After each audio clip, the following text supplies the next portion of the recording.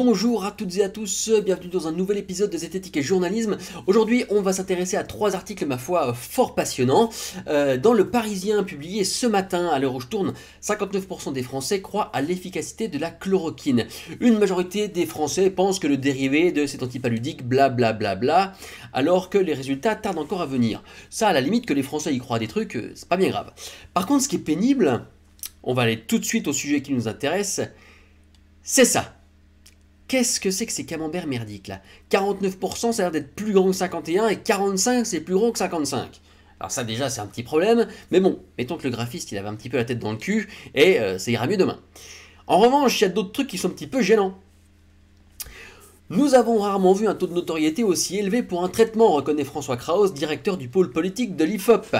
Avec le confinement, les Français sont davantage devant leurs écrans sur les sites d'information qui réalisent des audiences exceptionnelles. Il y a le bouche à oreille aussi. Tout cela fait que le débat sur la chloroquine n'est plus restreint à la sphère scientifique et politique. Ben c'est bien le problème, c'est bien ce qui nous emmerde ici, parce que nous ce qu'on aimerait c'est que les gens ils puissent travailler correctement et pas être sous une pression politique ou médiatique constante. Depuis que Saint-Raoult est arrivé avec ses protocoles dégueulasses, il n'y en a plus que pour lui et tous ceux qui font plus lentement, différemment, etc. sont traités de, je sais pas quoi, de séditieux, de personnes qui rament à contre-courant ou je ne sais quoi. C'est excessivement pénible. Et donc, dans un journal à grand tirage comme Le Parisien, on a un sondage d'opinion qui nous dit que les Français pensent que ceci, cela. Évidemment, qu'est-ce que ça va produire? Ça va produire un levier politique. Il y a des gens qui vont se dire « Ah ben alors, puisque des Français sont contre, comme je suis contre le gouvernement ou pour le gouvernement, je vais m'en servir et je vais faire encore plus pression pour autoriser des trucs sur lesquels on n'a encore pour l'instant pas assez de recul. » Et ça, c'est un gros problème.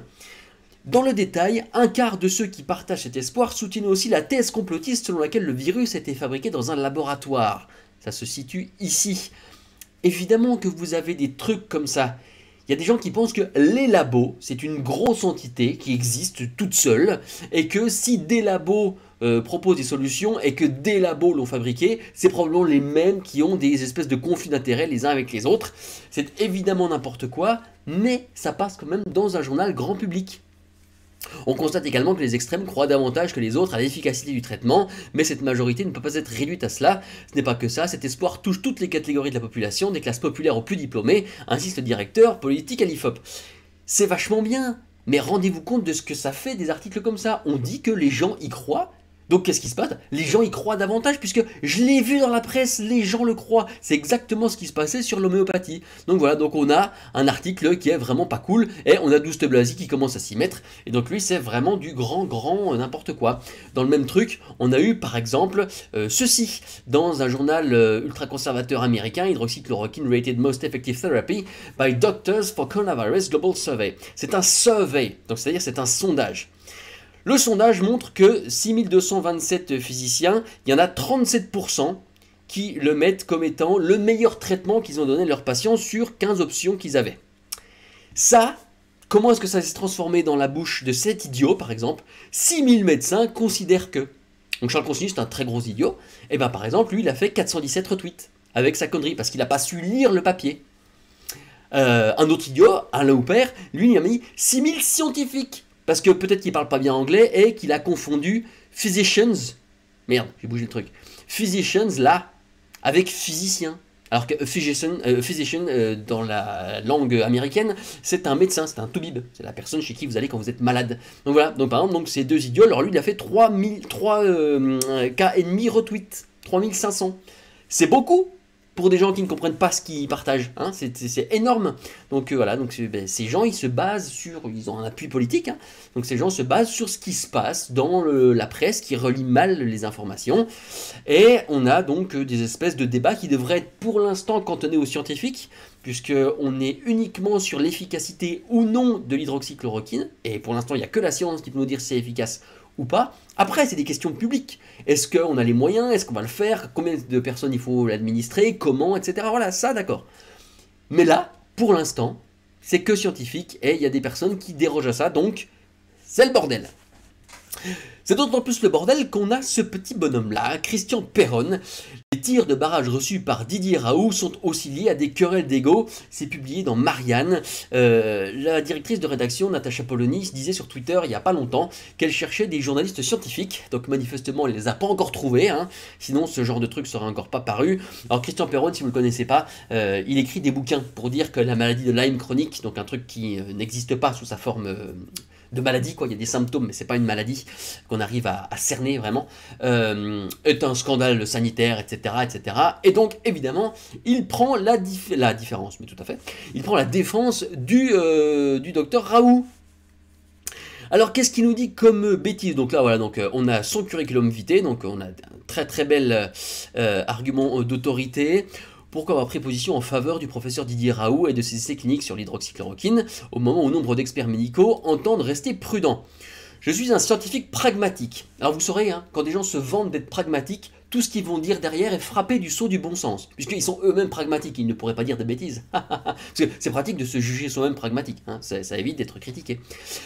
Cela me désole de voir l'ampleur qu'a pris en France l'esprit des statistiques sur le véritable esprit de la médecine. Il consiste à laisser penser que la médecine ne procède que de chiffrage, de tirage au sort d'équations. Cela est efficient lorsqu'on veut procéder sur le long terme, mais devient totalement inopérant dans certains secteurs de la médecine, comme celui des maladies rares.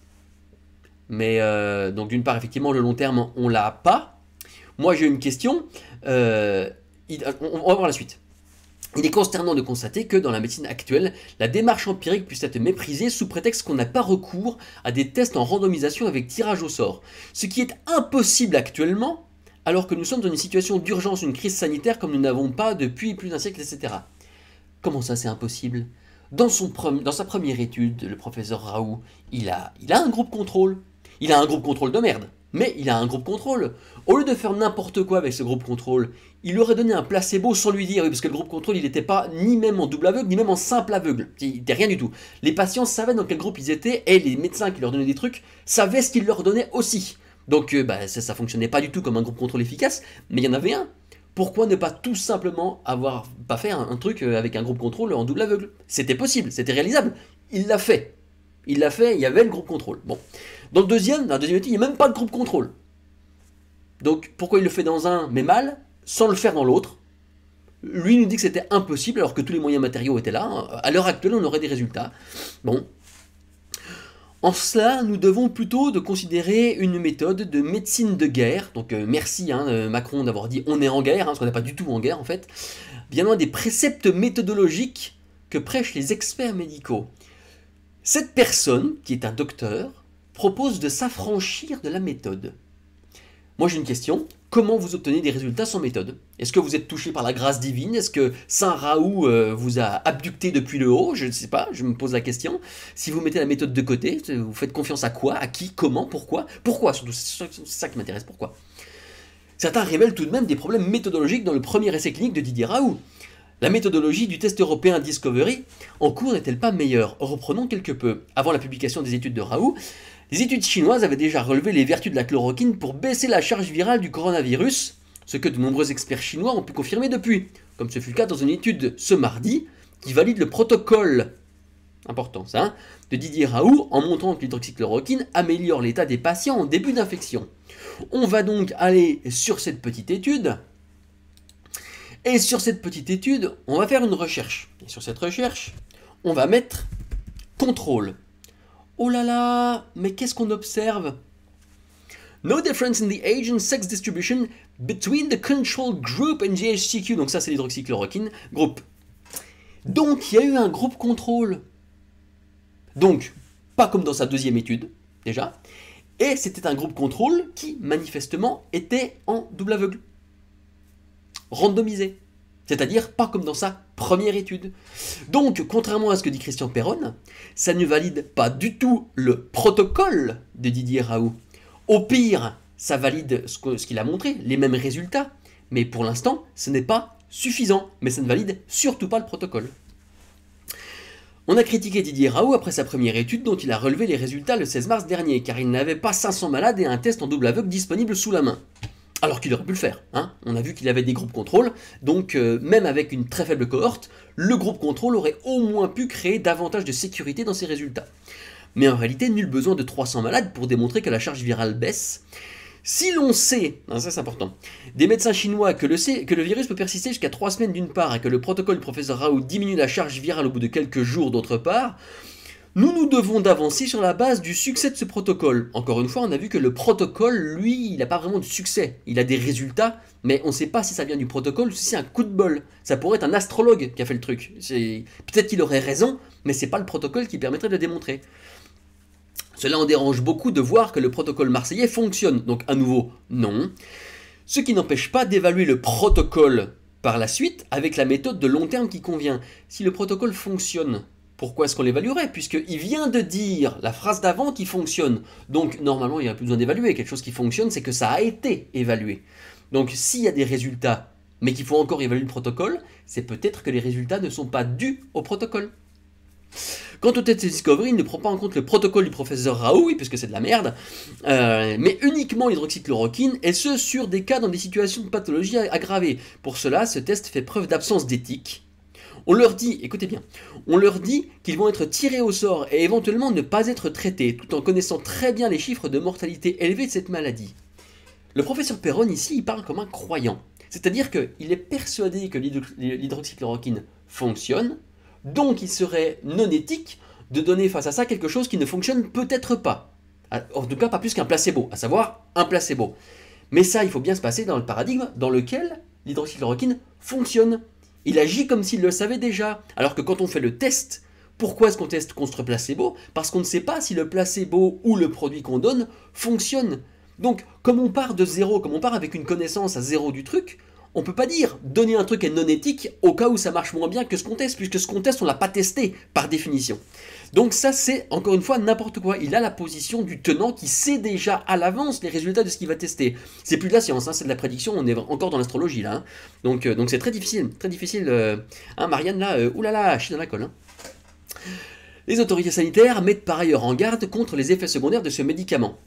Regardez bien en quelques lignes la pirouette. C'est intellectuellement malhonnête. Ce médicament était en vente libre, non c'est pas vrai, apparemment il est en vente sur ordonnance, depuis plus de 50 ans jusqu'au mois de janvier. Il n'avait pas fait l'objet, il n'avait fait l'objet d'aucun signal d'alerte de pharmacovigilance. Je le prescris moi-même depuis 20 ans et n'ai jamais rencontré de problème. Il a des effets secondaires bien connus, c'est vrai.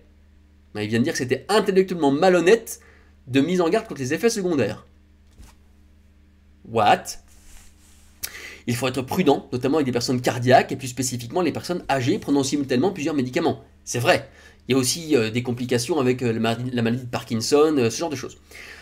Ce traitement doit être pris sous surveillance médicale et en respectant la dose.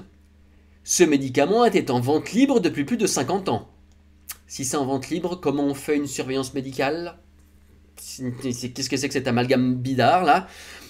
Quant aux problèmes rétiniens, ils ne peuvent survenir qu'après avoir pris des doses très fortes pendant plusieurs années. Effectivement, les problèmes rétiniens, ils existent, mais c'est pas ouf, quoi. Enfin, faut vraiment charger la mule, quoi. Mais à nouveau, on a vu des files de patients devant le laboratoire du professeur Raoult pour se faire traiter par ce truc. Est-ce que les personnes qui vont le prendre pour elles-mêmes ou qui vont peut-être le ramener dans leur famille vont regarder quels sont les médicaments que prennent les gens? Est-ce qu'ils sont obèses? Est-ce qu'ils ont du diabète? Est-ce qu'ils ont ces problèmes-là? On ne sait pas, pour l'instant c'est le flou total, c'est compliqué. On insiste à une multiplication imaginaire du nombre d'effets secondaires depuis 8 jours. Donc effectivement il y a des trucs apparemment c'est un peu surévalué, on attribue à l'hydroxychloroquine des trucs qui sont peut-être pas de ça. Il y a eu ce cas de cet américain qui est mort, mais lui il a avalé du phosphate de chloroquine, ce qui n'est effectivement pas le truc qui est censé être donné, puisque ce qu'il y a dans le commerce c'est du sulfate de chloroquine, c'est pas la même chose. Alors, ça par contre, cela est surtout lié à des problèmes d'ego du côté des experts médicaux. Qu'entendez-vous par là? La chloroquine ne coûte pas cher, est un vieil antipaludique, tombe comme un cheveu sur la soupe pour soigner une telle maladie virale. Ne serait-ce pas un peu dérangeant pour nos amis virologues? Qu'est-ce qui serait dérangeant? Est-ce que ce qui serait dérangeant, ce serait que des laboratoires puissent fabriquer un truc rapidement et pas cher si jamais ça marchait, parce que c'est ce qui se passerait si jamais ça marchait, ou ce qui serait dérangeant, ce serait que des personnes prennent espoir, en prennent massivement, se rendent compte que ça fait rien du tout, mais derrière, ils auraient eu des problèmes secondaires avec des posologies mal adaptées, ou alors ils n'auraient pas respecté le confinement pour aller en prendre, ou des gestes barrières, ou je ne sais pas quoi, pensant que c'est un médicament miracle. Est-ce que le problème aussi, il peut être que du coup, la méthodologie scientifique, elle est complètement sapée par quelqu'un qui pense avoir une espèce de révélation, alors que manifestement, ces protocoles sont dégueulasses. C'est peut-être pour ça qu'il y a des réticences dans le monde scientifique. Moi, je pense plutôt à ça, quand même. Oui, je formule l'idée que les tirs de barrage reçus par Didier Raoult sont aussi liés à des querelles d'ego, et pas du tout des querelles de protocole. Ouh là là, non, non, non, hein. À son caractère iconoclaste et à son déficit d'académisme pour les experts médicaux parisiens. Ouais. Alors, il s'est fait critiquer par beaucoup de monde, hein, Raoult, ainsi qu'à l'international. Je me demande d'où vient le Parisien, là. Est-ce qu'il y aurait une rivalité Paris-Marseille que j'ignore, à part celle en sport, bon. Qui voient ça comme une atteinte manifeste à leur précaré et à leur dogme. À leur dogme. On est d'accord qu'on est sur un mec qui pense qu'on peut statuer sur l'efficacité d'un truc sans groupe contrôle ni placebo, et il est en train de parler de dogme parce que des gens veulent respecter les méthodes dont on sait qu'elles marchent en règle générale. Je me demande quand même où est le dogme là, hein, mais bon. Dans cette situation de guerre, donc toujours pas, hein, donc merci Macron, mais toujours pas, ces postures ne sont pas acceptables. Elles sont pas acceptables uniquement si on part du principe que l'hydroxychloroquine fonctionne sur ce truc-là. Mais on le sait toujours pas. Il y a des trucs en cours, hein, Discovery par exemple, mais on ne le sait toujours pas. Le gouvernement pouvait-il faire autrement? Bon, après, voilà, ça part du gouvernement. Nous avions des indices depuis le début. L'exemple de l'hésitation du gouvernement sur l'encadrement de l'hydroxychloroquine le montre. La position officielle consiste à expliquer qu'il faut utiliser uniquement dans les formes désespérées. Sauf que le professeur Raoult dit l'inverse, il faut commencer dès les premiers symptômes et éviter que la maladie ne bascule subitement dans des formes graves. Mais comme la maladie elle a 80% de rémission spontanée sur la plupart des cas, comment il sait, à nouveau, que l'hydroxychloroquine est plus efficace que la rémission spontanée? Voilà. Ces protocoles ne permettent pas de le dire. Pour l'instant, voilà, c'est tout. C'est tout. Donc à la fin on termine par un petit truc, voilà, nous sommes à disons 500 morts par jour, combien de milliers de morts ce gouvernement aura-t-il sur la conscience? Si l'hydroxychloroquine ne marche pas, il y aura autant de morts que si les gens en prennent ou n'en prennent pas. Donc voilà, et s'il y a plus de morts du fait d'en avoir pris que ce qu'il y aurait eu si on n'en avait pas pris, on est bien dans la merde. Donc pour l'instant, on est obligé d'attendre. Donc malgré les dénégations de ce monsieur là, je vous mets la doc en description, hein, tout ça je tire pas de mon cul, hein, on n'avance pas. On n'avance pas, donc on peut s'en remettre à la figure divine de Saint Raoult, n'empêche que pour l'instant, on pédale encore manifestement dans la smoule. Il y a des résultats qui viennent de Chine, là, on a l'INSERM aussi qui fait des trucs, on aura les résultats bientôt, mais pour l'instant, la seule chose qu'on a à faire, c'est respecter au mieux le confinement, et si vous avez un travail qui n'est pas nécessaire, dites bien à vos patrons, à vos supérieurs, que vous ne voulez pas prendre le risque d'être malade et de contaminer, je sais pas quoi, moi si vous êtes avec votre compagne, vos enfants, j'en sais rien. Enfin, ou votre compagnon d'ailleurs, hein, peut-être que vous êtes une femme, ça arrive, j'ai entendu dire qu'il y avait 50% de femmes dans la population. Je ne sais pas. Bref, et pour terminer sur une note beaucoup plus joyeuse, on va aller voir ceci. Dans Science et Vie, l'acupuncture serait efficace bien au-delà de l'effet placebo. Ah, avec une jolie illustration des principes tout pétés de l'acupuncture. J'ai dit acupuncture ou homéopathie? Bon, tant pis, je verrai au replay. Donc voilà, donc le truc naze quoi. Mais bon, au moins la photo est jolie. Alors attention parce que là, ça pique un peu. Après quelques 5000 ans de pratique entre l'Inde et la Chine, l'acupuncture pourrait cesser d'être considérée comme une pseudo-science par les sciences occidentales grâce aux résultats d'une nouvelle étude. Trois choses qui vont pas là. Après 5000 ans de pratique entre l'Inde et la Chine, qu'est-ce que ça vient foutre là, à part un appel à l'ancienneté et à l'exotisme? Oh, petit orthoto là. L'acupuncture pourrait cesser de considérer blabla par les sciences occidentales. On fait les mêmes sciences au Pérou, en Chine, au Japon, en Australie, au Burkina Faso, ce que vous voulez, qu'on les fait en Occident, quoi que ce terme recouvre. Donc, il n'y a pas de science occidentale, il y a de la science, voilà. Au pire, on peut dire la science d'avant, et on parlerait plutôt de la science moderne, en contradiction, grâce au résultat d'une nouvelle étude. Une nouvelle étude ne fera jamais passer un truc de l'état de pseudo-science à l'état d'un truc de science.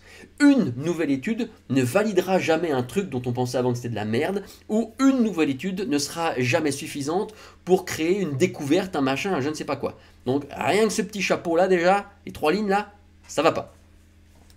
Tel est peut-être le principal apport de cette étude chinoise publiée dans le prestigieux British Medical Journal.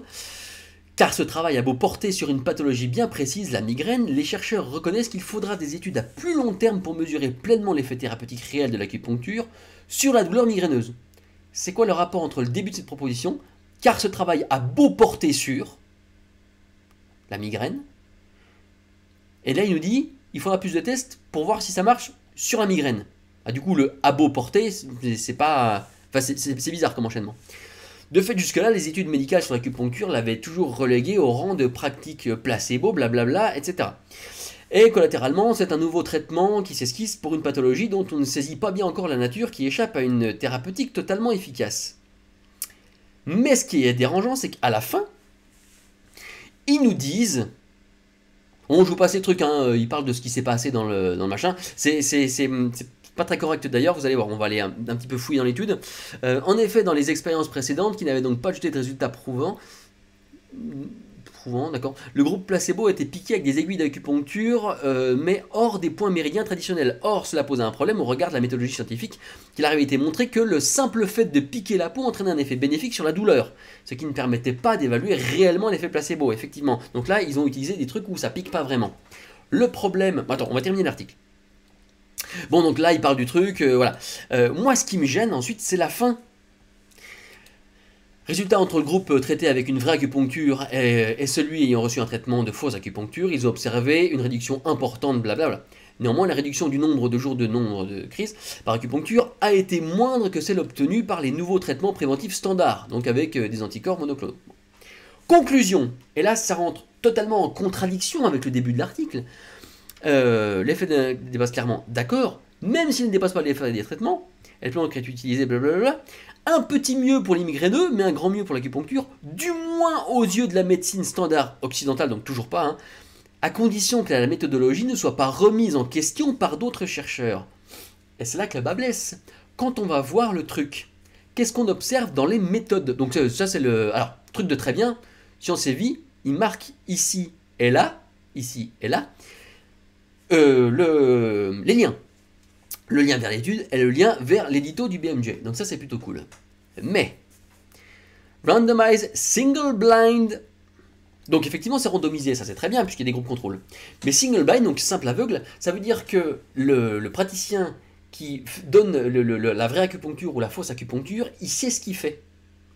Alors évidemment, c'est très compliqué d'avoir du double aveugle dans un cas pareil, puisqu'il faudrait que le praticien qui pique faussement, il ne sache pas qu'il pique faussement.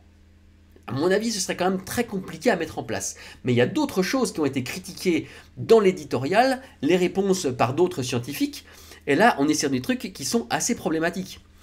Le nombre d'aiguilles utilisées n'est pas le même, selon le groupe contrôle ou pas. Les points d'acupuncture diffèrent, bon bah ça on le sait. Les traitements additionnels utilisés pour seulement les trucs d'acupuncture sont pas les mêmes. Donc il y en a qui ont plus de trucs ou pas, ça diffère sur la réponse. Et le positionnement des patients, c'est-à-dire couchés sur le dos ou sur le ventre, diffère aussi. Et oui, donc du coup, avec ces différences de traitement, il y a des gens qui vont se sentir différemment, non pas en fonction du produit ou de la méthode, mais en fonction de tous les contextes extérieurs. Plus les praticiens qui voient ce qu'ils font, donc ils peuvent eux-mêmes biaiser, même sans le faire attention, l'étude. Et ça, c'est vraiment pas top. Ça, c'est vraiment pas top du tout. En plus que donc ce soit du simple aveugle. Donc, on est en fait sur un cas où l'étude, même si elle est mieux que d'autres études sur l'acupuncture, elle est quand même pas top du tout en termes de méthodologie. Donc, si on termine en disant, à condition que la méthodologie ne soit pas remise en question par d'autres chercheurs, ce serait bien de ne pas avoir des titres de ce type. L'acupuncture serait efficace. Ah oui, mais pour l'instant, on ne peut pas le dire. C'est pas possible. Et donc, en disant tel est peut-être le principal apport de cette étude chinoise, on ne peut pas le dire non plus. Pour l'instant, le protocole, il n'est pas suffisamment fort et il est déjà critiqué rapidement. Il faut qu'on attende. Donc peut-être que d'autres gens vont essayer de le reproduire, d'être encore plus ingénieux dans les protocoles pour essayer de faire des groupes contrôle, si possible en double aveugle, si un jour on y arrive. Mais pour l'instant, non, c'est pas suffisant. Et surtout, ça ne porte que sur la migraine. Donc, l'acupuncture pourrait cesser d'être une pseudo-science par les sciences occidentales. Non, c'est peut-être qu'il y a du mieux juste sur la migraine, avec des trucs dont on ignore encore comment ça fonctionne, parce que même si on trouvait un lien de corrélation et qu'on en faisait un lien de causalité, ça n'expliquerait pas comment est-ce que ça fonctionne. Il manque beaucoup de choses, et malheureusement c'est publié dans Science et Vie. Ah oui, et ça c'est pas top du tout. Donc je vous mets un petit peu de documentation en description évidemment. C'est pas parce qu'on est dans une période de marasme intellectuel scientifique à l'heure actuelle qu'il faut se laisser aller, hein, s'il vous plaît. Donc je vous conseille de bien garder l'esprit critique, et puis je vous dis à bientôt pour un nouvel debunking zététique. Salut!